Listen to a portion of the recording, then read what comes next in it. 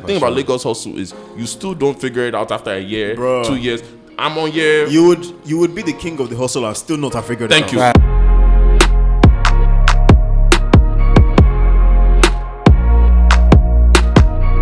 All right, what's up, y'all? We are back with another episode on Menisms. This is your co-host, Michael Scenario. And we're welcome, Kaya. And we got a special episode here. That is why I'm wearing tribe representing for the Yoruba men out here. You know, I said I had to come prepared because this is special. I have a good friend here with us today. Yep.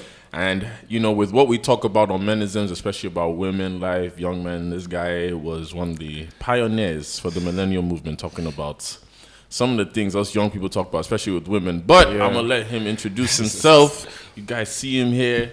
So, yo, what's up? It's Fresh L. I'm out here with my G's. It's no longer Twitter, bro. You're on the streets now. Well, what's up? Welcome. How you feeling? Right now, man, hungover. Fair enough. Shout out Hotbox. Yeah, we're moving on. All right, so yeah, we're gonna get into some questions real quick. Yep. As usual, I'm just gonna jump right in. So, the first question says, so me and my bae have been having a lot of issues. She's gone through a lot, and she said I should try and understand her. She wants to love, but she doesn't know how. I could see she's trying, and I'm doing everything I could, but she told me recently that I should try to be her friend, that she needs me to be that also. I guess I have been more of a lover. P.S. We've been dating for close to 2 years now, so I don't know how to be her friend, and that's just got me confused. Wow.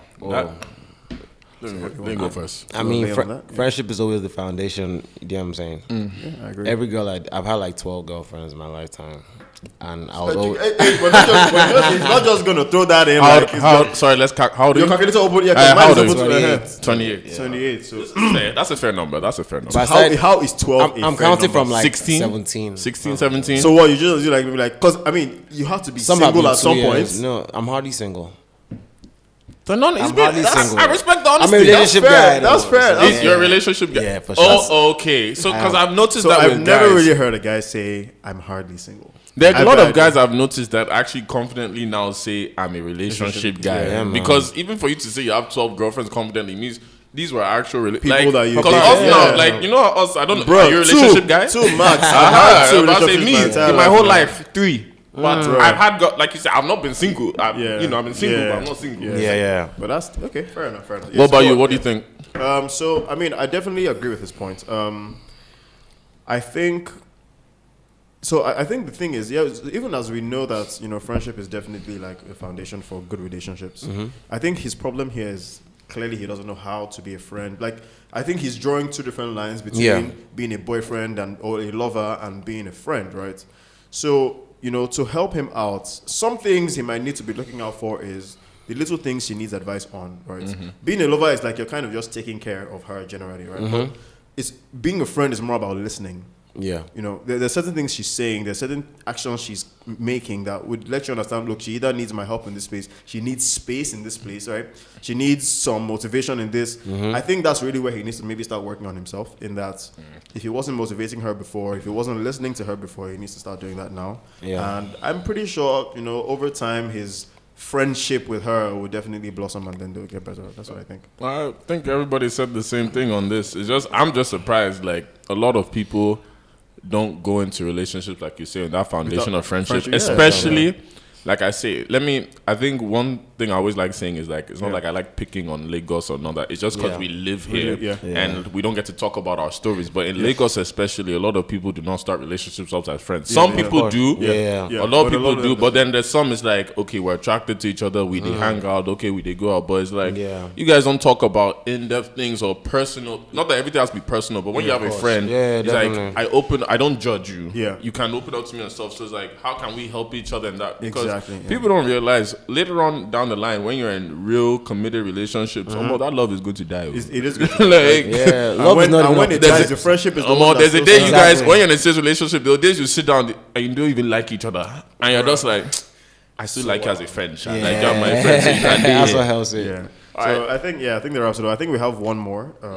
I think also quickly, like normalizing, understanding your friends' love language is also very, very. Yeah, this is key, man. Because that's something Sorry, a lot of where's us his don't do, doctorate? man. You know what? He's definitely has a PhD I want in you this. to elaborate on that so people can understand, because even for us as Nigerian men, people don't teach us this thing about. I just learned about love languages from my ex, Bro, I and that learned was about even when we got in a fight. You Yeah. don't understand my love. Can you love? Don't I hang out with you? I love you. I say I love you every day, but can you explain like what you mean by love languages? So basically, like there are different types of love I think languages. there are about 5 of them. Five. So, So acts of service, physical touch, quality time, gifting, and That's words 4. of affirmation. Words of affirmation. Yeah. For me, it's words of affirmation and physical touch. Yeah, that's me. Words of That's affirmation. your Yeah, love. so if you're not telling me, So you guys, even as guys, work. gas me up, my nigga. I love you. So let's say this. So guys, so love language. You say love. It's not just understanding a woman's love language. You say men can have love Yeah, language yeah. too. So it's a do have two-way love, thing. yeah. You do. Everyone has a love language. I used to discuss these things between your friends and your babe. Yeah. Like most of my female friends, I know what they like and what they don't like, even as friends. Do you understand? And because we're friends first, when we now date after, it's easier. Yeah.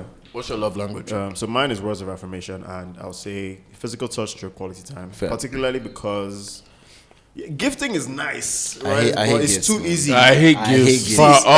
Anyone. I never know can- what to say. I don't want anything Like, from you. Like just so cool. awkward. Like, You know the worst part for me, right? Especially again because gift giving is not really. I mean, we're in a place where anybody can do it Facts. without loving you. Yeah. So it's not a show of love for me. True. Like, it's a show of you have the capabilities to buy Yeah. more gifts, right?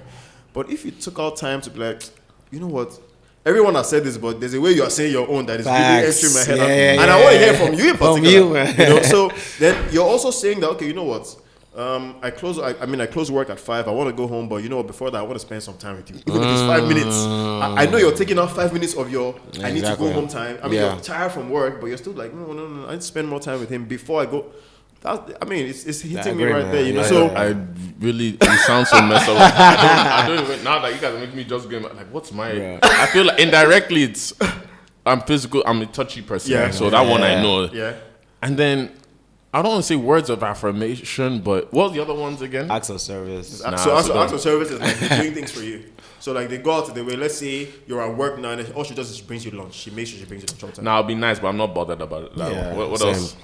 Then there's quality time. Good time, yeah. So like spending time with each other and stuff like that. So yeah. You know what? Doesn't have It's, to be it's so quality it's time so and mad physical because I feel like it's changed now that I'm single again. Fair. You know, before Yeah, when it I was does- in a relationship, it changes I knew now. that. It does Yeah. change. Now, It even does the change. quality, like even dating some girls, I was like, I know there's some days I need space. Like I don't Yeah. want to see anybody. Yes, And it's not, and yes. it's messing up my dating game because Yeah. some girls now, you know, like when they like you or you They want start to come and see or you you and start you're like- a foundation of we're seeing every day for this week. Then Then one the time next you week want to I have might space. have some days of I'm not seeing anybody else, but it's just my space. Yeah, I get what you mean. But that's another topic. It's a for strong one. another So I think again, so of course, this was to purchase the guy's point. So he also needs to understand her love language. Yeah. Her love language could even be that she even needs words of affirmation, and you Yeah. know, he's not giving her He's enough not. of that, and she's not feeling that support as a friend. Because you know she did you know. say that he's been a lover, but not a yeah, friend. but not a friend. Exactly. Exactly. All right. So second question. Yeah. Men know what they need, but they end up running in the direction of their wants. A man who has discovered himself knows his standards and won't compromise on that. Okay, so I think It's just no, like, you know, some women just say some statement like, "This I'm is just fine done. now." Like, this is it. so the thing is, I think the person made a statement for us to give our take on it, right? And to know if we agree or disagree. So I mean, Fresh, go first. Let's hear it. Let's hear it. And you need to know the difference between needs and wants. See, that's one. I was gonna start with that. Honestly, You know what I'm saying? Like sometimes, yeah. Yeah, as men, like sometimes we think with other things. Do you understand? we think with our dicks sometimes. We think with our dicks sometimes. Jay We Huss think said with it our dicks. best. I'll be a genius if I didn't think with my penis. Yeah, man. So I feel like, you know, we need to actually go out of our ways to make sure we're aligning in the right, you know. But let me ask you all a question as men. Yeah. Do we really know what we want? Of Every course. guy knows what he wants. Yeah, actually. I always want, Every I guy. always want peace, right? Every guy. No, knows what he not wants. in terms of your life. You mean like from a woman? Yeah, going from a woman. Yeah. Yes. Yeah, I love peaceful babes. Like, I don't like wahala. Do you understand what I'm saying? But I may want all these girls that are so toxic and everything based on how they look or do you understand? Yeah, and But I that's agree, not what agree. I need. But that's not what he needs. Yeah. Do you get what I'm saying? So now, see, this is where she has a point. And if I'm being honest, though, I agree with her to some extent because really, guys always go for what they want. We know what we need. We Yeah. know what we need, but we always keep going for what we want. Now, I'll give an example. You know, this is why they say that, that guy, when he was single, was following big. Now he has married. He married one slim girl. It's not even his type. Not even his this. So, by nature, society thinks that what guys need, or what guys think we need, are physical, like something physical. It goes so much deeper for us because we think more. Look, like he said, peace. I want somebody that I know I'm coming back home. She's not already asking me, so who is Shaniqua? Who is this? Exactly. What she's asking me is, okay, so I know you had a long day at work, and I even have gist for you. But before that, let's go and have a shower. Things that you just know. I'm home. I'm home. That's exactly. What I'm home. And guys know that. I mean, however, it takes a lot of self-discipline for you to then know, look, I've had enough of my wants, right? This is what I actually need, and I need to stick with what I need. The problem here is that some guys, when they get into committed relationships, they don't have enough of what they want. So they enter a relationship that has what they need, but they still look out for what they want. So there's this insatiable character that every guy has, where it's like, I've always wanted a baby, big bum bum. I've always wanted it, another woman. Now, what my advice is to guys is, try your best to explore what you need to explore in the time you're single, right? Get those wants out of the way. So that way, it ends up not being a distraction. You end up not thinking with your dick, right? But then the problem is, even you saying that now, no matter what, you're a man, you're still going to always think with your dick. In terms of, like you said, and I agree. In terms of, like you said, get it out early, but you still can't get it out early because you're a man, whether you want to admit it or not. However, like you said, discipline is what is key. Makes a lot of us stand out.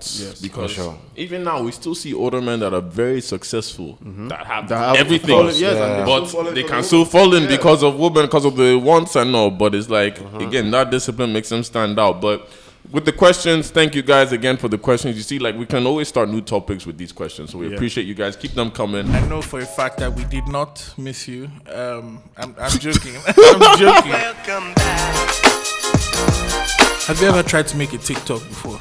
Yeah, I have. Like TikTok one account. of the more complex ones, like the ones that you cut pause. No. I've never done that. It's like rocket science, bro. For me, film, it just feels at home. Natural. So I've found a place that I think I'm comfortable. That is, it's me. It's who I am. And so that gives enough confidence to be myself. I'm always going to be myself. The only time I'm quiet is when I'm hungry. I think a perfect example of content houses who started young, sidemen. You feel something like that can happen in like Nigeria? It's natural progression. If it doesn't happen, I will make it happen. Because there's money there. Yeah. What can people expect from season 2, Tyler?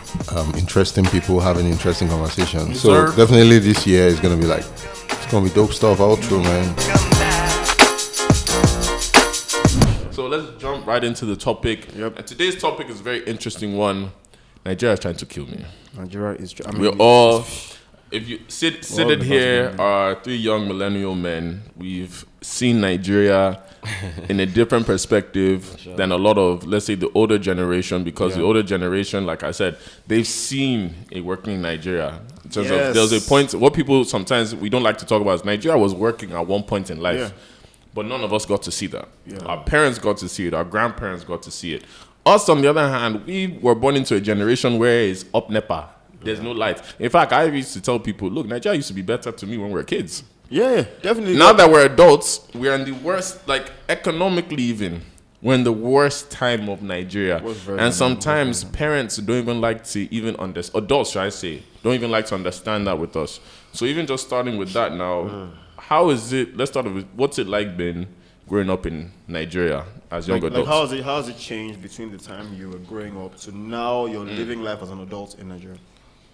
I mean, from 2007 to 16, I was in Nigeria. Okay. So I moved back 2016. First of all, I can't even, growing up, even, as a little kid, right? I didn't understand a lot of things because I don't want this to sound crazy, but, my dad did so well for himself. Okay. And, they never took lights in our house. Okay. So I literally didn't understand. So you weren't used to the whole light going, light coming. Yeah, and I won't say everything was perfect, but things were close to perfect. Growing up, I can't even lie. Like I said, growing up, I didn't really understand what Nigeria was type thing or the bad things or whatever. I was just, okay, I'm going to school, I'm entering this car, I'm going to class, I'm coming back home. So just soft life, basically. It was very soft. Fair enough. I like the honesty. Yeah, so obviously I went to school abroad 2007, moved back 2016. Where abroad? UK. UK. Okay. Yeah, so 2016 was now okay. Now I know what Nigeria is, right? Because the part we're getting to. There's no pocket money anymore. Yeah. There's this, there's that. You're now in streets. Running businesses. I've never had a 9 to 5. Okay. You know, there was never a time where I said, "Oh, I'm getting this amount every month." Like no source of income as far as steady. Yeah. But I was figuring things out. You understand? Yeah. Music, parties, I mean, all sorts. hustle Like nonetheless, I was yeah. just hustling the whole time. So, but like Lagos is definitely very hard. Though. Yeah. Extremely. So with you saying that now, yeah. you said something about there's a point now you get to see Nigeria for what it really is in terms of when we all become adults. For sure. There's no more pocket money. There's no more parents, Yeah. you know, helping us out. We have to figure everything out. There's no, you don't hustle, you don't eat. So let me ask you guys, what was, let's say, because we'll still come back to the early points, but just to follow up on what he said, what was that point that you realized that, Omo, I'm really in Nigeria? What was that day or that moment that you said, Jesus, like, So even if you I'm moved a back in Nigerian. 2016, Yeah. there's something, like one point Like you must said, have, there's like, no more triggered pocket everything. money, I think- all that. I think when I started driving, because 2016 I didn't know how to drive. Okay. So 2017 I learned how to drive. Okay. Really? Yeah. Because 2016 I was just taking Uber and like board driver and people were It's picking soft me up. life, like I said, bro. Yeah. I respect the other. 2016 I spent all my money on Uber. Bro, I didn't even know what was going on. I thought it was normal. Wow. I would literally spend like 80 to 100k every month, and I thought it was normal. Sure. On Fair transport, enough, I swear, fair enough, bro, fair it enough. was crazy. And I'm always moving around. And so I just thinking, but 2017 when I started driving, buying petrol, I was like, I'm okay now. Then This is killing me. then even just like the streets guys, like giving them money, giving stuff them like that, money. like all this But politics. that thing takes your money. No, definitely. All those does. 1k, 2k. Yeah. But what happened with me, right? Because they watched me grow up, right? Yeah. So like maybe like 15 things I was doing as a kid was on our lower road. Okay. So, like from my school to a supermarket, this one, Okay, my okay. dentist, everything I was Everything doing. was So kind of- okay. these three guys, they like know me, know Oh, my right, props. right, Do you understand? So yeah. that's why now they show me so much love. Okay, that makes You get sense. so That's I give them actually- money, but not all the time. Yeah, but like that's a good we actually positioning. chill. Yeah. So many stories about that. Okay. But yeah, when you start doing things like fixing your car, paying for this, doing this, covering this bill, like okay, shit isn't getting crazy, right? And the second it hit me personally, was when like we lost our first set of tenants, obviously, because like you understand. Okay. And I was like, whoa. No income with this. All right, point. cool. This is definitely different because now I have to sort out trying to get diesel. Because before we had everything in place, like there was a full-on system. Do you understand? So when I was in that position, I was like, wow. You know what? So That's actually what hit Was me. this in 2017 as well? Yeah. So How all old this are you? How happened old in are the you space today? of a year. I mean, I don't even know how old was I. I'm 29 in July. So Okay, so that means you were what? So maybe- this happened in the space of a year. That 2016, 20, everything happened in the space of a year. So you're like 24-ish? yeah, 24-ish. exactly. So So I think that 24-ish age is actually. bro, I around didn't the even time know how much. Every guy kind of so- stumbles on. I was gonna say because from I'm shocked. Sorry, I'm just processing some things he said. Because even saying 24, 25, I'm like, wait, 24, 25. Where was I? I still wasn't in Niger. I didn't come to Niger till 27. Yeah, okay. So it's like even what you just Exactly, said, yeah. like processing now. I'm just like, wow. Like even just you saying you started driving, Yeah, stuff like that. I would assume that people would have started these At things all, I earlier. didn't. But because it's funny you say that, and the reason I want to go before you go is because you grew up, you went to uni in Nigeria, correct? Yeah. So that's why I said I know your perspective is be definitely very going to be different. different. Definitely, So like we both went to the same uni now. Yeah. So it was like coming back to Nigeria after my master's. I was only supposed to come back for like a month or 2 months because I was just like I'll visit my family. My visa expired in England, so I was like, okay, either move to America, start my new life, come to Nigeria, let's just see what happens. Came to Nigeria, the first 6 months, of course, soft because you still have pounds, you still have dollars. Yeah. Under my father's house, and I was working for free. I used to work for FIRS, so I was working for free. The day my pounds and dollars finished is when I started NYC, and that's when the real Nigeria showed itself because Mom, she was like, there's no more allowance, so you're back home now. I'm doing NYC, 50K a month. My job is not paying me. At that point, I remember like I had a breakdown in my room because I was like, I was looking at my passport. This is wild. So today, everybody still That's asks me, crazy. why are you here? And I was crying because I was like, I can't even go to Mom's and say, oh, I'm tired of Nigeria. You two fix up. Like, so it's like, I had to sit down. I was like, what am I going to do? And I was just crying. And that's even funny enough when I said, okay, I'll start doing parties. Like, I will figure out the Lagos hustle. And the thing about Lagos hustle is you still don't figure it out after a year, Bro. 2 years. I'm on year... You would be the king of the hustle and still not have figured it out. Thank you. Facts. I'm on year move back same time now, 2016, 2017. This is now 4 or 5 years. I'm still just figuring shit out. But to come to you now. So you went to uni in Nigeria. When was that moment you realized Nigeria? Because to be fair, going to uni in Nigeria already, I can imagine it's not like us. Yeah. Like going to school in England now as a uni student, even if you are struggling, £1, £5, if you go to school, you still live you can still live some kind of life. I wish I was in Nigeria the whole time. Right. Really? Yeah, I do. Well, I'll come back to that. Yeah, I'll come back to that. With you now, go to uni, what was it like? So, I kind of understand where you may be coming from, but we'll get to that. So I think for me, I think Nigeria just really so I grew up in Nigeria fully. Mm-hmm. I mean, I did my master's in UK for a bit, but I mean, by most of my life is pretty much in Nigeria, right? Now, one of the reasons I can fully agree that Nigeria used to work and is not working anymore is this. Growing up, again, I won't say, I mean, we didn't struggle or anything per se, but, you know, my family's life has been very progressive. It's literally been very, okay, we lived in this place, we moved to Surrey, moved to the, from there, moved to Lekki, so it's been progressive. And I guess that's what gave me the perspective that Nigeria was working, because these are things that even when I strive for now, just the thought of it is like, before I even reach this point. Whereas it was not that much of a problem before, right? Yeah. Where I'm looking at how old my dad was then to how old I am now, and the things he could easily achieve by just, apply for this loan in the bank, get this deal. It was a very smooth. Systems were a lot easier back then. Right? And I guess job opportunities were like, you get your A, execute your job, get your pay, you move on to the next. As opposed to where maybe you go first fight with one client 6 months, they'll say they never pay you, and then they'll tell you that there's some outstanding somewhere, you have to call one lawyer, then the lawyer to collect money. We'll get to that point. So I think after I finished, so everything was actually, Nigeria has actually still been okay. I mean, of course, it's been deteriorating as time has gone, but I think it got really, really bad from like that 2015, 2016 time. See that time? So at that time, I had finished uni. In fact, I had finished uni, done my service, then I went for my master's. So I came back in 2016. When I tell you that I came back to turmoil, like I came back to the place was, in fact, 2016, because I came back 2016 January.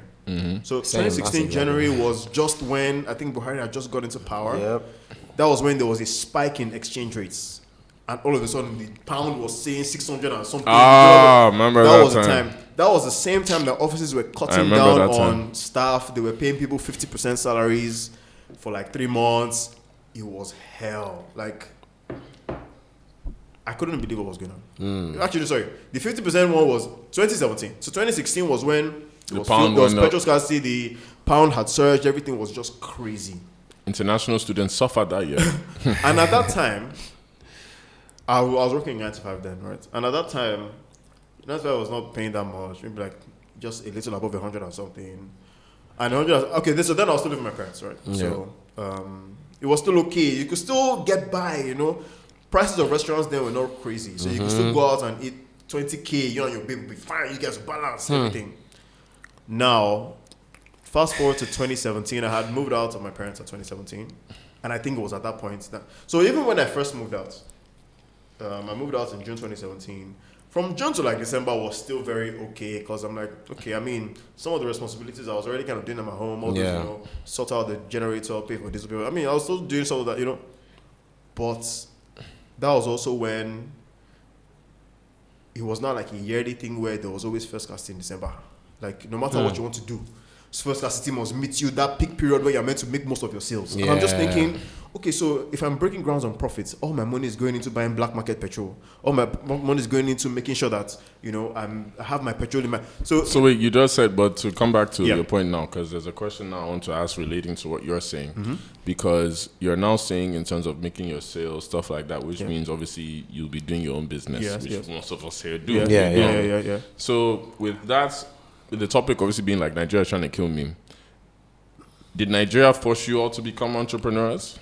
Or did you feel like, obviously everybody will say it's already there, but I always feel like Nigeria literally forces you. So if you already had that thought, once you get here, it's like, if you like, don't do it. Yeah, so very good question, because I actually originally started my business back in 2013, right? So I was already like making clothes as far back as 2013, but then it was just a passion thing. And in fact, that's a very good story as to how Nigeria will kill you, because at some points in my business, I had to stop. I literally had to close shop and close my... I say, I'm not doing it. I'm not the first person that came here for business. Yeah. Now, when I first started the business, things were a little smooth. Just like every business, you need small supports, talk to people that can put in money, just start your stuff, grow your customer, clientele, just grow your markets, basically, right?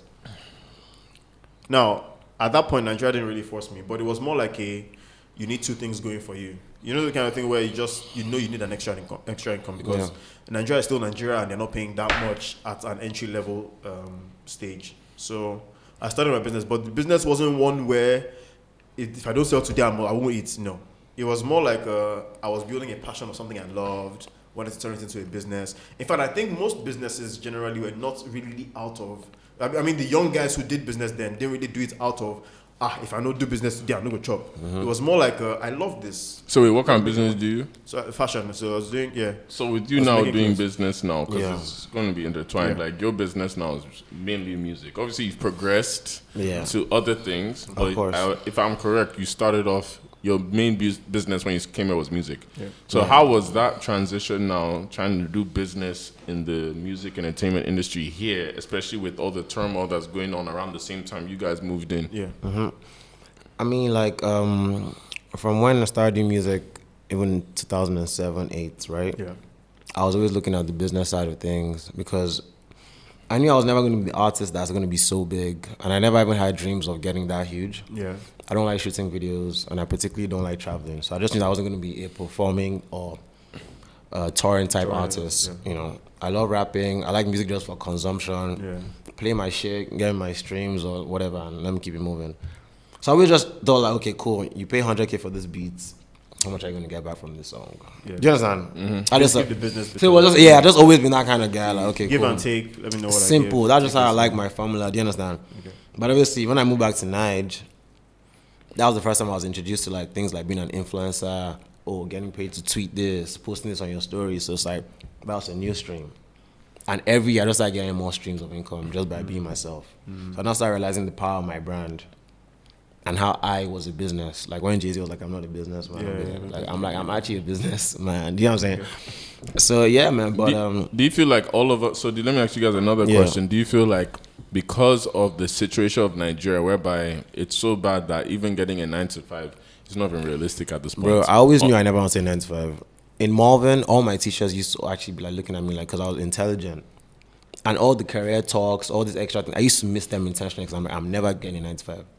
Because my parents didn't have 9-to-5s like since I was born. Do you understand? They work for themselves. Do you know what I'm saying? Oh, right. I mean, so I came from that background of like, I didn't even understand what it was like to waking up in the morning. Nah.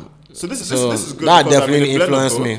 So my parents were, my dad was a businessman. Yeah. My mom was a career person, 9-to-5. So I had both. Yeah. Right? So I was actually, and I think that's why I was still doing both. Of course, not exactly. So all my life I was actually thinking, I was just going to be career oriented where I'm just going to work, climb up the ladder, make sure, move from associate to senior associate to partner to blah, blah, blah.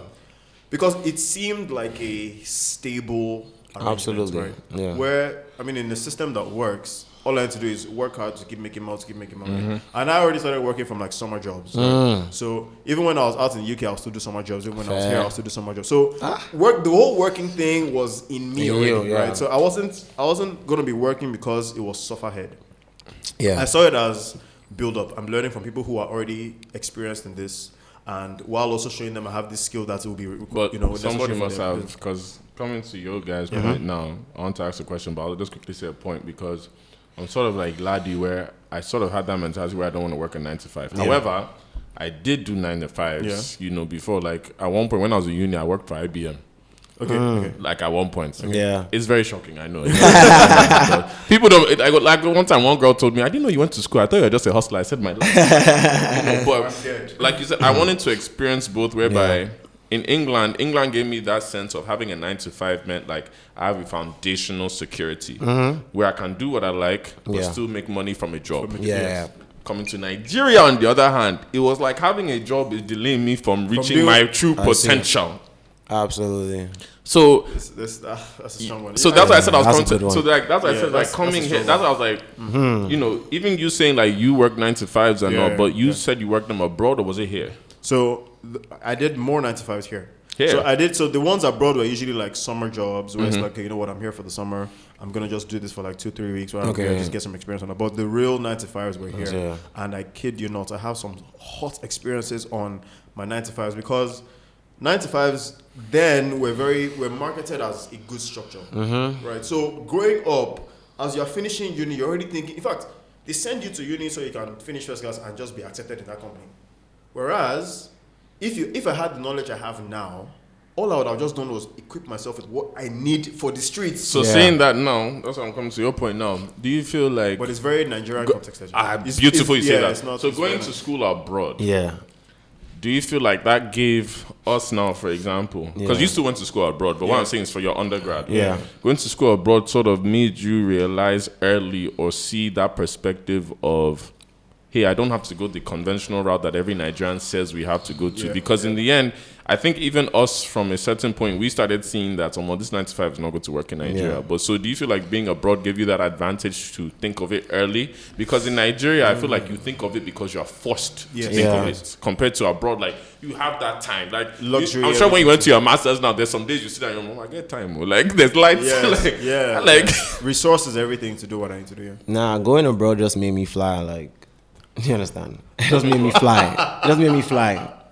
Like, honestly, soft life back. No, like, it just exposed me to a lot of fly shit. Like, chilling with like Germans, Russians. Like, these were fly ass niggas. Like, I was cultures cool. now. Well, I mean, to be honest, that was the only advantage. I can't even. Because like if for you're me, in entertainment, then you definitely needed that. So. Like, majority of our fan base lived in Lagos. Yeah.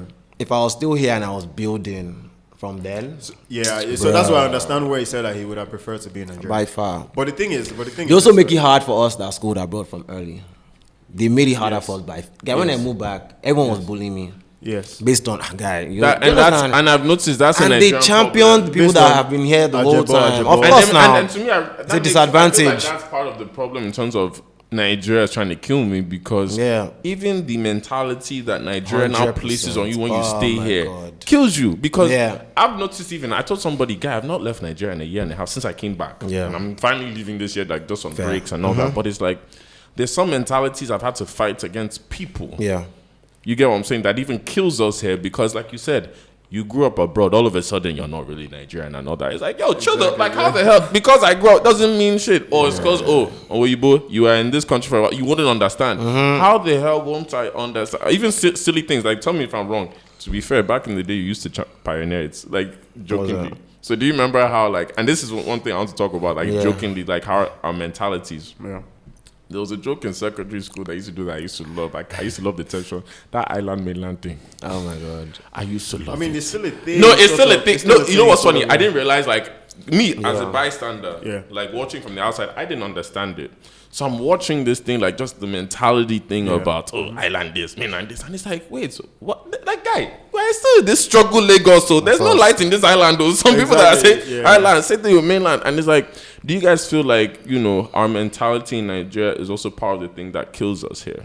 Like, just from the perspective of not being open-minded. So let me tell you, right? I'll even give you a very good example of the businesses that have now recently started springing up in Lagos. I mean, every girl you meet now is almost an entrepreneur. Every guy you meet now is almost an entrepreneur, right? And it's always a stereotype of businesses. If the guy's not doing fashion business, then he's doing real estate. If he's not doing real estate, then he's selling cars. Now, first of all, our context has made every guy or every individual not even want to do a 9-to-5. You know why? Because Lagos has I'm only going to talk about Lagos context, right? I mean, everywhere outside, people still want to do a structured life, but in Lagos, maybe Abuja a little bit, there's a lifestyle that has now been sold to every younger guy, right? And by that I mean, the lifestyle is meant to be for people that have seen life, have gone through certain stages to now be with certain people that are sitting at the table, right? Now, there are some young people who may have been privileged to get connections or whatever it is, and have now sold that lifestyle to everybody else, right? Yeah. Now, there's nothing wrong with selling the lifestyle. I mean, this is something that's been happening for years. It didn't just happen in Nigeria, right? Yeah. Everybody has always seen one lifestyle they've been, inspired by, and they want to, they're motivated to actually get to that point. But the problem is that a lot of people don't share their story or their journeys of how they got to where they got to really understand that, okay, this is also achievable for me. Yeah. You know, if I put in the work, I can get in this. Now, because there's no backstory, but there's just results, everybody just believes that, okay. Everybody just sees the final product. The final product. Maybe just a fashion business. 1 year, you already bought Range Rover. So imagine me as a young guy. Yeah. I have a 9 to 5 that's paying me 200K or 300K. But I'm wait to now 300K. I'm trying to package myself. We already talking about Island Mainland. I don't want to live in Yaba. I don't want to live in Gagada. I'm trying to live give me island anywhere. You know, okay, they found me one nice place in Naija. I'm still on the island. That big, no wahala. Now the place in Naija could be getting me a rent of maybe like 1.2 million naira, right? Which is though like 200K a month. Yeah. And I'm not thinking, if I that's sorry, less than 100K a month. Rather. So I'm not thinking, so of my 300K salary, 100K is already going to my salary, to my rent. And that's the side a lot of people don't talk about. I've not even started talking about my basic feeding. I'm not talking about petrol for my gen. I'm not talking about my light bills. I'm not talking about my internet bills. I'm not talking about my subscriptions. Do you get? Facts. Let's now not talk about the small flex I want to be doing every weekend. Facts. People will be posting that, oh, we're going out at this place. Bro, each meal is going to cost me at least, if I'm going by myself, I can't spend less than 10K. So let me ask you. So it's a lot of things, right? And the thing is, this is why people are now pushed to, apart from a 9 to 5, I must have one hustle, I must have one business. That's why you start finding people doing businesses. You know, we spoke about one of our episodes about hustle and people turning like what they love into businesses, but people also just doing business for money. That business for money thing has now been in play because some people don't even want the stress of, so you mean I'll wake up at 5 o'clock, I'll be hustling for boss, get to one place, I know they're paying me 200K. Meanwhile, this girl that's chilling in the house and just tweeting from her phone is getting 500K every day. That's funny. So yes, Nigeria has really pushed you to the point where fuck that employer. Let me just be on my ones and hustle how I want to make the money. And the truth is, that's why you have a lot of entrepreneurs now compared to before, like 5 years ago, 6 years ago. There are so many people now just saying, I'm doing my own thing. What do you do? I run this small thing. Yeah. So what I was going to come to that was saying that in terms of people finding their own hustle and all, you know, for somebody like you now that's in the music industry now, finding their own hustle, what's the hustle like in Nigeria and the music industry in terms of, like you say, there's no system like abroad, and a lot of musicians, especially now, like you say, once you come to Nigeria, it's not like other businesses that if you're in the fashion business or other stuff, you can still have other stuff you are doing and all. With music, it's like you have to have 100%. Your time is what is that business like in Nigeria now? And what does Nigeria make it easier, or does Nigeria make it even harder to now progress in that route? The thing is that, like, it's funny how you keep saying this music thing. I'm an artist, obviously, but I'm not. I won't say I'm more a businessman than an artist. Yeah. So explain, when you say you're a first businessman, of all, even like right now, like hospitality is like 80% of what I'm doing right now. Do you understand? So I'm not even associated with all this music stuff going on right now. So would you say, I guess what we're really trying to know is, so would you say that the hospitality, so since you got back, right? Yeah. Would you say the hospitality has been easier between the time you got back and now, or has it been like a lot harder? Do you want to just... It's easier now because I pay my dues, right? Okay. I have a lot of leverage now. Okay. Like, I don't know how... It was hard at some point. Yeah, it was now, definitely, man. And I had to work my way. Okay. I had to make a mark. Like, what I did in music, I tried in hospitality. Okay. So, like, now, like, I have, like, 8 streams. Do you understand? And I never thought I'd get to this stage. Okay. Do you know what I'm saying? I work with so many people, doing so many things, consulting, promoting, whatever the case. So would you say that, now, obviously, we know you're coming from a place where, I mean, yes, it's nice to be doing your own thing, but if you didn't want to, you could choose not to, right? Let's just say give or take, right? Yeah, of course. In that you were coming from a lifestyle where if you really wanted to leverage on it to, Daddy, please sort this out for me. Like, now this is not coming from. No, of course, I get what you mean. No, realistically, but bro, right? That's what would have been, right? So would you say then that you now creating these streams are a factor of Nigeria just choking you in the neck? Nah, or was it like something you already? Bro, it's what I love. Okay. Like, I did business and management for my undergrad. Okay, fair enough. I applied to do marketing for my master's. Okay. My parents didn't force me, so I wanted to just do it. Do you understand? Because I knew that those two were easy just forever. Yeah. Outside, bro, like, my dad's dad was a journalist. Okay. My mom's dad was a saxophonist. Okay. President of jazz club. Okay. So music, media, all this was already in my blood. Okay. Do you know what I'm saying? Right. I've been recording since I was 12. Okay. And because my parents work for themselves, they understood the whole idea of just being free. Freedom and flexibility, that's all I've ever cared about, man. Do you understand? Like, my parents have never once said, go and do NYSC, I've never done NYSC. I was just about to I haven't. I've never applied for any job. I'm just not from that. Yeah. And like now it's paying off. Do you know what I'm saying? So it's about just passion. Like, So I just move off passion, man. So with you saying that, like, it's funny. Our story is sort of similar, whereby like we went to the same uni, obviously. So we both studied business management and marketing. Then I did international management. So it's like my family comes from a family of full professionals. Like my grandma runs the biggest all-girls school. My grandpa was the first anesthesiologist in West Africa. Also, my dad too. This guy in America. My mom runs the school now. Aunties, uncles in government. I'm the only creative in my family. That's interesting, man. Wow. I'm the only creative in my mind you. I have my degrees though. That's another pressure that honestly. So that's what I am the only creative in my family in terms of I've gone to school, and the thing is it's pressure, but it's not pressure anymore for me because I started early. I've always been the rebel whereby I've seen my family here like everybody's professional and all, but who's Maiwa? Maiwa at one point was the athlete of the family, whereas like I'm just on sports. Yeah. Then at one point Maiwa was the party guy. I'm just on parties. Yeah. It's been pressure every stage because trust me, every stage is like, why are you doing this? What's this? Yeah. And it wasn't until I came to Nigeria, like I said, because abroad, when I was doing these things, it's fine.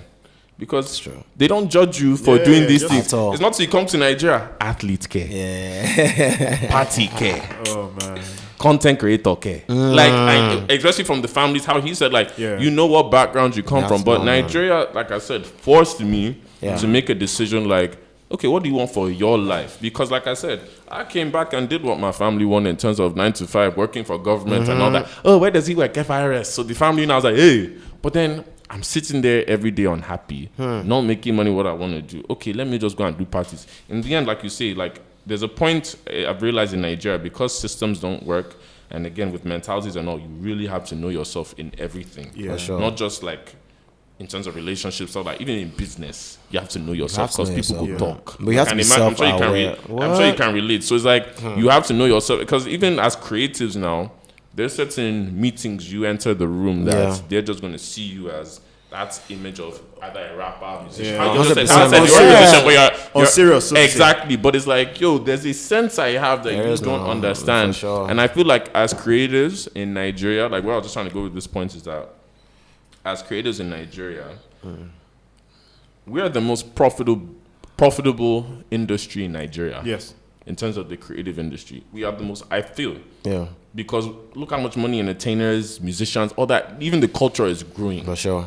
But we're not supported at all. Yeah, outside Nigeria, they are supported. Here, we're not supported until you blow to a certain point, which means that I feel like as a hustler now, for example, it's a toxic relationship, but it makes you better. What I mean by that is this. Where you are now in life, right? All the journeys you've been through, I'm sure you two, the same thing. Yeah. Where we all are basically in our lives, we had to really fight and push for it. But it's toxic because Nigeria made it to a point that you almost hate it. But there's an inner self-love you have to keep going.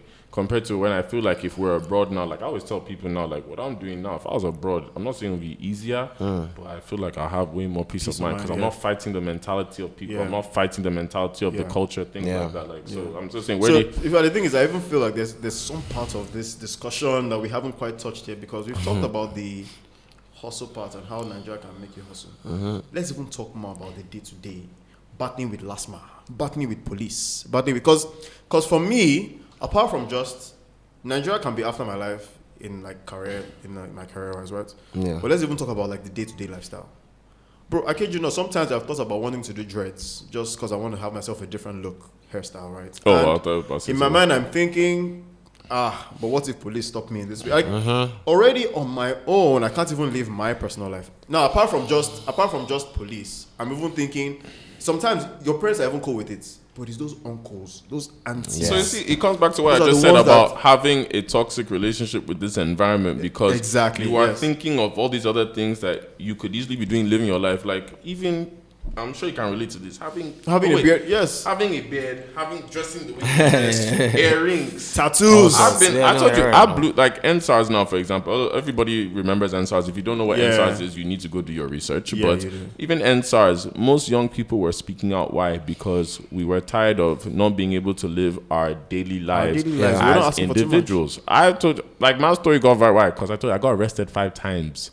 In the space of how many years? A year or 2. And it's like, for what? Even up to, funny enough, since then, in this year alone, I've been arrested probably more times. But the thing is, I'm older now that I know how to handle Nigeria. But it's like, I cannot just live. Why should you even have to handle? I cannot even just step out my house. Like I used to tell my mom back then before, like, every day I leave the house, mom, do you know I'm scared? Because I know when I throw my parties now, I'm already going to come home at 3 o'clock, which means I have to go through 4 or 5 checkpoints. Which means I'm already wearing earrings. You can't be telling me every time, take your earrings off. Cut your hair like this. How do I find my own individualism? Exactly. Because in the end, if you live through the system, then you don't become yourself. You become the system and what the system requires of you. And I'm just thinking, okay, so at what point do I be me?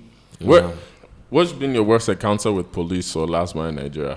No, of course, it was my SARS situation. Do you understand? Where I was driving to Marrakech with my girlfriend at the time and one of our close friends at the back. So there were like 6 guys in front of us. I thought it was a checkpoint, but it wasn't. So the guy started saying I should come down and open my boots. I'm like, I just opened the boots. Like, why am I going to come down? That's why I should wind down. Obviously, at this time, I didn't understand. So I was like, wound down. I just opened the door. I was like, damn. Jesus. Another guy came, used his gun to hit my ribs. Obviously, I had to just release at that point, right? They opened the doors and took the 2 girls out into a white van. And they all now came into my car. So one guy was driving, one was in front, 2 at the back with me. There was a gun in front of me. My girlfriend and our friend, Ghost. Bro. I'm just like, what is going on? I started speaking in tongues. I wasn't even speaking English again. I was praying. I was scared. They took our phones. For 4 hours, bro. Like, we went to Lagos Island. They were saying they wanted 5M. They were telling me they're going to throw me off the bridge. All sorts of shit, man. I was scared as fuck. That's obviously the worst. Yeah, and then, you know what? They passed 57. And I was just there, like, a couple hours before. They were looking at my car, like, fresh, the one driving. So one guy went to go and tell some guys in the club that something's going on. So, yeah, that's all. And you know what's scary with what you just said is, especially with SARS now, people don't realize, like, if you don't know what SARS is, SARS was a division of the police that basically everybody protested against because they were abusing their power in Nigeria. Again, go do your research. But what people don't realize is, even with this Nigeria trying to kill me topic, is that a lot of us live with so much trauma that we have to go by on the day. So much trauma. His story now, I couldn't drive for 7 months. See, so with his story you're hearing now, right? It might sound to a lot of viewers that aren't used to it, they'll be like, oh my God, like, this is crazy, which it is. Yeah. But then when you tell that story to the average Lagosian and Nigerians, everyone, normal now. We all go there, it's normal now. Like, crazy. And that they would even tell you, they don't use gun hit you for face. Like, and it's like, and do you know what I mean? Is we realize, as I said, like, it's toxic here because even with things like, we live in a suffering Olympic society whereby you can't even vent about your problems because, trust me, somebody has been through worse. And they will now look at you and say, is that what you're crying for? Yeah, man. You know, and it's actually crazy because apart from just the law-abiding, citizens and the ones trying to just live their lives be normal, because let's even forget that people that are in entertainment and nightlife, right? Someone like me who wasn't even really in nightlife, just doing normal 9 to 5, doing normal business. I kid you, just having a beard alone. I mean, I can't imagine like someone will see me and think I do nightlife, right? But with my beard alone, I've had an experience where the police told me to calm down. I said, "Oh God, do I have it?" Now, you see, another thing is that the law here is just paper. The Constitution actually never really works when you're outside, except you are lucky on the day that it's not anything crazy. Yeah. The one wild experience I've had with police is one time during the lockdown, right? So I think at this point the lockdown had eased out a bit, so flights were coming in. I got to pick my friend from the airport, right? And so we're coming back, we're on the way to the island. Now, if anyone moved around during the lockdown time, you know that there are checkpoints almost everywhere. If you're coming from Ikeja the airport, the airport to Lekki, you would go through at least 15. Yeah, absolutely. So now, this was a flight that came in, which obviously means that people are moving. People need to, depart the airport and leave to their destinations, yes? Which obviously means that there has been exception made. So obviously maybe show your boarding pass or whatever it is as proof of you flying into the country. So to me, I'm like, no issues. Every time I do it to myself where I don't let my trauma teach me lessons. I still keep thinking the country can have sense. So in my mind, I'm like, this should be a no-brainer. I just show the boarding pass and we're good to go. Now, obviously, we were a train of us that were coming from the airport, right? Because it was a late flight. The flight came in around like 12 a.m. So obviously, if you're seeing anyone on the road moving in, like, so we're just the ones. So everybody from the airport was just literally coming straight to the island and stuff like that. Now, the first major point where we got stopped was Third Mainland Bridge. Now, the beginning of Third Mainland Bridge coming from the mainland, they let us through. Okay, now the foot of Third Mainland Bridge getting to the island, stopped. We're just approaching the end. We just saw so many cars parked. They just stopped. You from the airport? We all recognize each other. That's how the officer was saying, no, you people don't know the law. It's a lockdown. You're all going to be here till 4 a.m.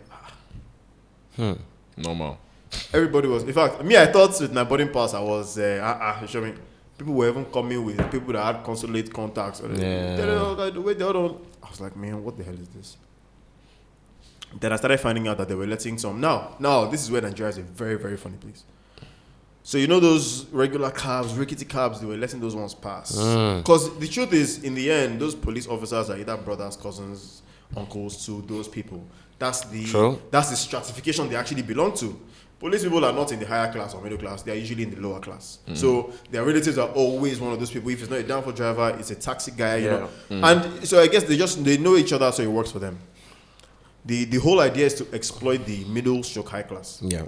So we ended up looking and saying, okay, you did let that one go. Say, hey, now he concern you. You know something? Do you know what he has done? He started giving us a story.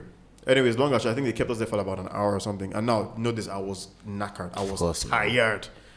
So this was like 1 a.m. or 1:30. They now let us pass. Now they let us pass. Me, I already knew another 4 checkpoints were waiting for us ahead. So I decided to pass VI. So got to VI body camp, of course. Another one waiting for me there. Okay, now after explaining to him that look, we were just kept for like a whole hour. You know, I was just traveling. You know, so you know, go drop something. I didn't have energy. Yeah. So I just gave him what I had to give him. Now, at this point, I was also running out of cash, right? Because in the end, I only have so much I can get. After leaving VI, after leaving body camp, I got to Falamo Under Bridge. They were there again waiting for me. Another one. So after Falamo Under Bridge, we got to 1004 waiting for me. After 1004, we got to Oriental waiting too. Then after Oriental, it was now the Lekki Fizo. The Lekki Fizo about was now the cap. Oh my goodness. And I got there. Now this is me. If I'm coming from the airport, you as the officer, you also know that I've crossed like 10 checkpoints. For sure. So for me to be at this point, it means that I've obviously done something good or I have the right to actually move around. This guy said I should come down. Where's my driver's license? Of course I have all my papers complete. Yeah. I said, come down. What do you mean by that? Can't you look at the time? Don't you know the law? I said, look, but we are all people on the road coming from the airport. If I've come from Ikeja, wouldn't they have stopped me before I got to this point? And I said, so what do you mean? Why are you talking to me like that? At this point, I knew it was ego, and so I had to now toast him. That was the only way to go. And people, so with what you just said now, people don't understand. Like, let me explain the checkpoint system in Nigeria so people understand. Because, like you said, even for me, like, it sounds funny, but I use my trauma now as comedy. You see my content because you go through a lot of shit in Nigeria, and everybody has a release in Nigeria. So that's what people don't talk about. Like, our releases that's why we party every week, because we go through this shit every week. That's why we drink every week, because we go through this shit every week. Any kind of form, anytime you see somebody just doing something, there's a ulterior motive behind it. Because with Nigerian police, like you say, there are laws in place, but there are no laws in place, which means you have to use street laws in terms of street sense with these men. You know, like, I tell people, especially IJGBs, because I fell under that category at first. When I first used to get arrested by police all the time, it was based off IJGB by, you arrest me. What the fuck? Y'all niggas want to arrest me and shit? Okay. If you like, go and do that. And this is advice to people watching, like, especially because we have a lot of viewers that probably visit once a year and all. Like, for example, don't come arguing with the police here. Just since I was doing that, that's why, I got arrested and all. But after... Patronize them. Just toast them. After now, even now that... I still get arrested now, but it's like, even when I get arrested, I'm so comfortable. Like the other week, it's sort of, I got arrested, I'm taken to Festac station. I was interrogated. Why? Because they thought I had weed on me and all that. And the thing is, like I said, I'm used to it, but it's traumatic at the same time, having guns in your face and all. But then you realize as a Nigerian, it also makes you stronger. Like, again, with all this trauma we're talking about, people don't realize what makes Nigerians stand out above the rest. Because obviously, when we go to working societies, you see how all of us progress. In America right now, they say Nigerians are the highest ranked internationals in terms of those that are like doing well, have degrees and all, because our trauma sort of motivates us. But let me just go to another point about surviving in Nigeria. When we talk about surviving in Nigeria now, do you guys see yourself staying in Nigeria now in the next 5 to 10 years? Or let's say now that we're all getting to that stage that it's going to be time to have children, raise them. Because even me, I sit down and think about it every day, because I moved to Nigeria late. I moved at 17. But it's late in terms of obviously my childhood years, but as an adult, I've lived here. Exactly, I've seen both sides. Even as a kid, I used to live here for like 2-3 years. So I've seen both sides. But it's like now as I'm getting to adult, I'm thinking now in my 30s that are going to be coming up soon, I'm thinking about my children. I'm thinking about what I want for my life. And Nigeria, with all the bad we talk about Nigeria, people don't realize Nigeria is also a blessing, because there's a quote a friend of mine said, shout out to Donna One, by the way. He said, Nigeria is a treasure map with no direction. So this country is a treasure map with no direction, which means there's treasure in this country with all the hardship. There's a reason why everybody's moving back. There's a reason. Like, you get what I'm saying? There's a reason why people are also staying. Exactly. There's a treasure here, but there's no direction. Nobody teaches us how to survive here. Nobody teaches you that when shit goes bad, this is what's going to happen. Like you just said yourself, we see a lot of sea finish. In terms of, you see somebody one day, at the same time, it just shows how beautiful Lagos is, because you can come to Lagos today and be a nobody. By the end of the year, if you also and be smart, if you have something. So back to my question now is, do you guys see yourselves living here in the next 5 to 10 years in terms of raising your kids? Is this somewhere you want to raise your kids, or do you have a plan that you want to do back and forth or no? I think we'll go around the room. Man, I love Lagos. Do you understand? I don't know if you guys know. I don't understand. I'm dead for Lagos. Sorry, quick question. Why have you not left? That's an honest question in terms at of, this like point, I said, the early and fresh is Lagos. That's real. I've never, to be real, I'll give you your credit here in terms of, I've not seen a lot of people that actually carry Lagos on their back in terms of, you have the opportunity to leave. You say yourself, you have the opportunity to go abroad, you have the opportunity to do your music abroad, you have the connect, you have everything, but you've actually stayed in this place even through all the trauma and everything. Why? And then obviously we'll go to our question. Because I want anyone to, when you think about Lagos, think about me. Do you know what I'm saying? And everything I was doing, I needed to be on ground. Do you understand? That's a key point. With like the real estate work I was doing with my dad, I needed to be on ground. Building all these businesses. Do you know what I'm saying? Everything. You need that physical presence. I need to be here. I can't even imagine not being here. That's how crazy it is. Okay. And once everything is like moving, then I can now decide to go. And also I'm like, anybody can travel. People make it seem like traveling is, I don't actually like traveling. Do you know what I'm saying? Like, what am I doing in London right now? And I feel like I haven't had any job opportunities there. Okay. So let's say someone booked me for something crazy, I was getting money, cool, but I'm not just going to go just for going sake. Just for bands and say I want to chill. Nah, I can do that later, man. Like now it's about hustling, man. I mean, and that's for fair. Me. That's fair. And people say, "Oh, escape." Like Lagos is not that bad for me where I need to travel to escape. If I want to escape, I'll just chill at home, or I go to hotels a lot. I can't lie, so okay. So I mean, so I guess one thing I'll take from that is the thing about Lagos is that you can create your own coping mechanism within Lagos. Right? Facts. And everyone usually has their. In fact, I know someone who he has to do games night every weekend. Like now, this is not, and I mean, organize a games night for his people to just come. Yeah, small crowd, 13, 15 I people. Let them just come. For sure. That's his own escape. That's my vibe. Like that's his own escape. Like there's no need for we have to go to Paris. I mean, those things are nice. Speak for yourself. Fair enough, man. I'm trying to get out. Like forget that. So you know, and people create their own escape. Yeah. For me now, I recently realized that traveling to Abuja every few weeks, every few months is a breather for me. Yeah. Like I just go there, spend like 3-4 days, just clear my head. Because I kid you not, Abuja is definitely not Lagos. And once I feel that difference in atmosphere, it's kind of enough and refreshing.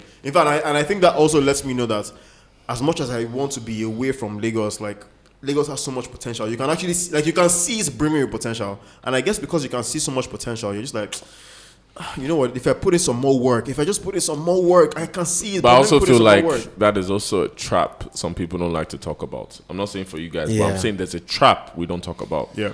Because I feel like I fell into that trap, and then that's when I just started realizing the world is my oyster in terms of, you see there's so much potential in Lagos, especially with all the shit that doesn't work out here.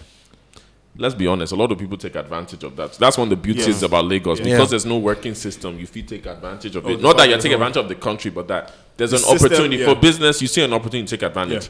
Now, with saying that, though, I feel it's a trap because let me not say the word trap, because in the end, people are succeeding from it. Because even me, I'm succeeding from it. But it's also a trap because you get so focused. Lagos are focused on this place that we forget we have the whole world.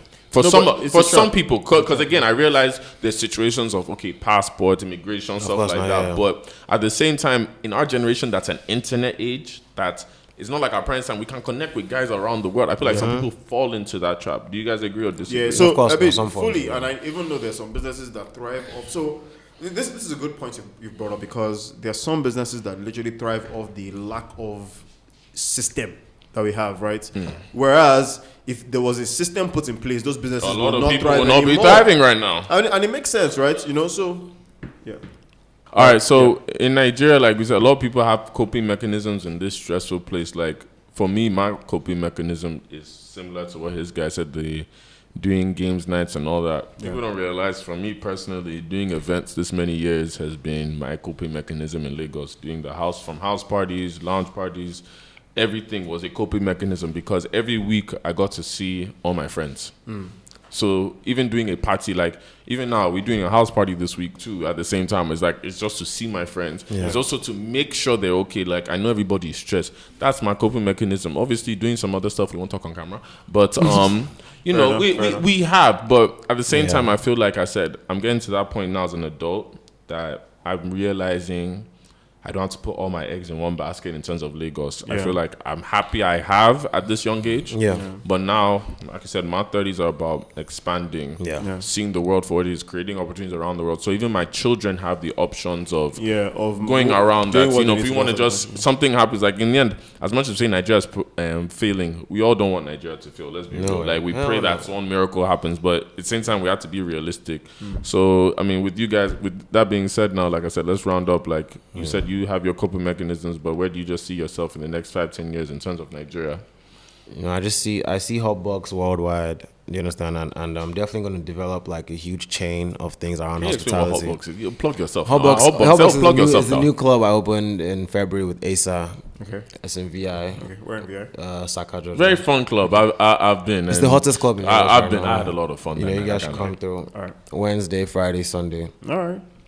But but between that and everything else, I'm doing hospitality. I just want to create this chain in Lagos, and then next 5 years, man. Okay. So what's your coping mechanism generally? Like when you're trying to just kick back, you don't want Lagos stress has had you up to here. Bro, I watch interviews every day. Okay. Right? I meditate. Okay. I play tennis, b-ball. Okay. And I draw sometimes. So okay. Fair. That's what really keeps me cool. So. What about you?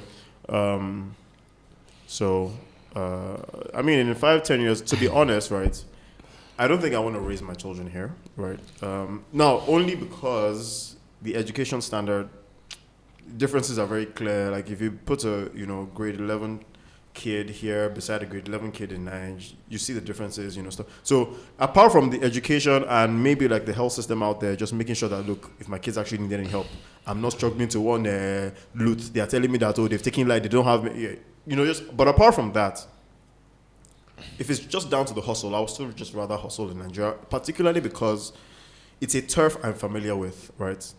When I've sorted my shit here, then you really start expanding, looking at how the opportunity I've created here can now work abroad and all that stuff, yes. But for me, coping, I usually like to take days when I actually do nothing. Like, I'm just at home, just chilling. Maybe I'm on Twitter, I'm on Instagram, not picking any work calls, not answering any. I know, yes, hustle must be always hustle, but those days when I'm just not doing anything, they're so therapeutic for me. Like, I do, because I soak it in, especially days when people expect you should be doing something. I get what so like Friday nights, when you go, are you coming out? I'll let you know. I'll let you know is I'm not coming anywhere. Yeah, even nice. You tell them. Days I'll literally just be like, you know what? I don't feel like charging my phone today. I'll leave my phone off the whole day. Yeah. Oh, I've been trying to reach you and all that. For what? Exactly. But well, real quick, I'll just round off and then we'll round off. But like I said, for me, a new coping mechanism. Yeah. Because I'm trying to find healthier coping mechanisms that are not. I'm getting older, so you can't be party. Like even I don't party as much as people think. It's work related. I'm sure you can relate. Like I'm sure people always say you're always partying. Oh, we're making money doing this. That's different. But not like you say. I turn my phone off some days. I don't talk to anybody. Like I don't even give you a warning. Don't talk to anybody. Then doing content has helped. It's very therapeutic for the mind to laugh. There's some things I want to start doing now. Like I go to the beach a lot now. Like I go to Takwa, I go to Landmark, and sit down there. Yeah. Nobody bothers me. The air, and then talking is very helpful because even for what we're doing on this podcast now, we're talking about topics that a lot of people don't talk about properly, or when you talk about it, is more of a negative or I'm going through this, instead of like analyzing stuff to make you realize, like, okay, maybe this is why this is happening. So that's more of, like I said, therapy for me now, to actually have conversations with people to sort of understand, because we all have different, we just said it here. You grew up in Nigeria, you gone to uni here. You were gone for a bit, but you were raised here and all that. I came late. So understanding that perspective now helped my mind say, okay, maybe Nigeria, like this guy said, at one point Nigeria was soft. I'm like, really? I never seen Nigeria as much. I've seen soft, but I've not seen it soft. Then how you said your perspective, so it helps. But I feel like I said, we have a lot of potential for Nigeria, but this is a great conversation. Shout out to our guest, Fresh L, that has come through. Make sure you guys go check Hotbox in Lagos. If you're looking for clubs in Lagos, I'm endorsing it. This is one of them here. I can say it because I do parties here. This one doesn't like going out, but we're going to drag him out very soon. He's come out at some point. I feel like we should host Menisms one night. We should, man. Yeah, we should. I got you guys. Trust me. How many girls do you want? And like that, we end the episode. Thank you for tuning in today. Muyiwa, you would like to say anything? Yeah, so again, you guys don't forget to subscribe. Your comments, we love your comments. Keep commenting on our YouTube posts. Keep commenting on our Instagram. Send us DMs if you have any questions. You can send us an email at menismspod@gmail.com.